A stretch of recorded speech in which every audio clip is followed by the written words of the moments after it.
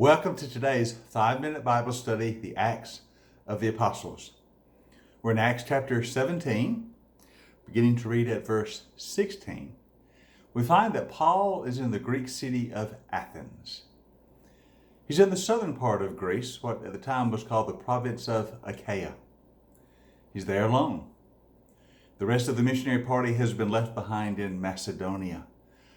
Luke is in Philippi, overseeing the work of the church there. Silas and Timothy are in Berea, helping the church to grow there. They are to rejoin Paul, that is, Silas and Timothy are to rejoin him soon. But for the moment, he's in the city of Athens. And of course, always Paul is about the work of spreading the good news of Jesus. We're told in verse 17 that he is reasoning in the synagogues with both Jews and God-fearing Greeks. So in Athens, as always, he starts in the synagogue, telling the good news of Jesus to the Jewish members of that synagogue, as well as the Gentile God-fearers who have attached themselves to the synagogue. But also, Paul reasons in the marketplace day by day with those who happen to be there. He even gets into debate with a group of Epicurean and Stoic philosophers. Now, these are two prominent philosophies of the day, and those philosophers, the Epicureans, believe that life is all about pleasure. Eat, drink, and be merry, for tomorrow we all die. That's their philosophy. The Stoic philosophers believe life is all about duty.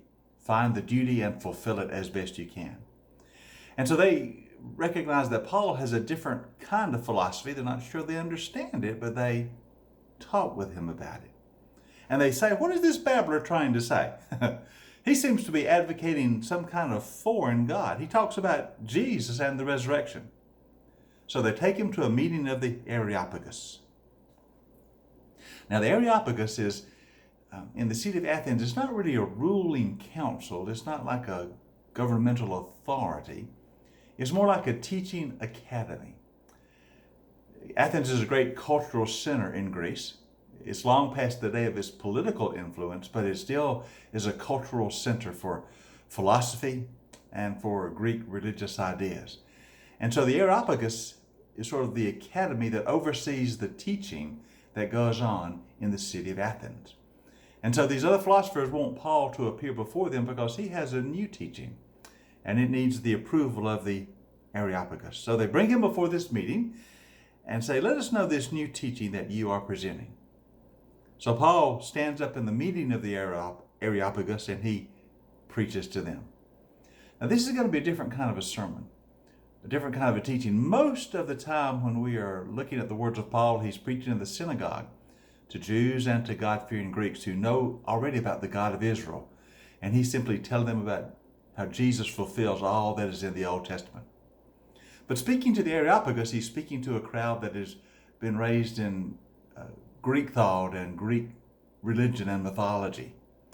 And so he has to start at a different place. They won't know much about the God of Israel. So notice what he says to them as he starts. We're in verse 22. He says, people of Athens, I see that in every way you are very religious. And they were. This was a city that was filled with idols, to all the different gods they'd ever heard of. We're told earlier in this chapter that Paul had been distressed to see all the idolatry in the city. So that's where he begins. He said, I know you are very religious. I've seen all these idols. As I walk around, I look carefully at your objects of worship. He said, I even found an altar with this inscription, to an unknown God. So you are ignorant of the very thing you worship, and I'm going to proclaim that to you.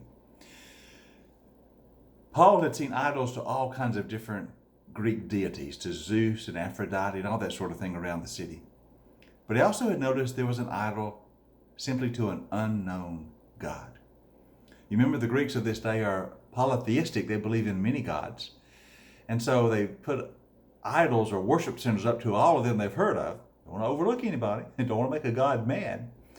And so they think, well, there may be a God we've never heard of, so we better put up an idol to him. We'll call it the idol to the unknown God. So Paul latches onto that and says, let me tell you about the God that you do not know. I'm telling you about the God who created the world and everything in it. I'm talking to you about the God who is the Lord of heaven and earth. He does not live in temples built by human hands. He is not served by human hands as if he needed anything from us. Rather, he himself gives everyone life and breath. He gives everything. So Paul says, I'm going to tell you about the true God, the Most High God, the one who created all. He is not something we made up in a fancy of our imaginations. He is the true God. You call him the unknown God. I want to tell you about him. We are the offspring of God. That is, we have been created by him. So since we are God's offspring, since we are God's creation, Paul says, we should not think that the divine being is something like gold or silver or stone, like these idols you make. No, no, no. God is God, and we are his creation. He says, this God has set a day when he would judge the world with justice. He has given proof of this to everyone by appointing a man whom he raised from the dead. Now, you see, Paul begins by speaking about the true God, whom they don't know. You've admitted that to this altered and unknown God. I'm talking to you about the true God who has shown himself to us by sending a man, his son Jesus. And he proved that by raising him from the dead. Talks about God and how God has come among us in Jesus, who died for us and who was raised for us. Now, this is where his sermon ends. When they heard, that is, when they, the Areopagus, heard about the resurrection, they sneered. But others said, we want to hear more on this subject. Now, why were they sneered? Because in Greek cultural thought, the idea of resurrection is not an acceptable idea. They don't long for a resurrection. They long for the soul to be released from the body. The idea that the body might be resurrected is not a good idea to them. And so they sneer at this idea that God sent someone who died and rose again. So the sermon ends there. When Paul leaves the council, some, however, a few believe. We're told a woman by the name of a woman by the name of Demarius and a man by the name of Dionysius, who were members thereof, because they become believers, and a number of others. So even though the whole council is not persuaded by what Paul says, some do believe, and a small church is established. So Paul establishes the gospel in the city of Athens, as he has in many other places. His sermon here is different because he's preaching to a different crowd. He affirms that there is a God, and we must turn our thoughts to him. We must quit worshiping idols, worship only God. And God has shown himself to us by sending Jesus, who died for us and rose again. He is the testimony of God to us. He is God among us. That's the message Paul preached. Some of the Athenians believed it, and a church was established. Hope you have a great day today, and I'll see you next time for our 5-minute Bible study in the Acts of the Apostles.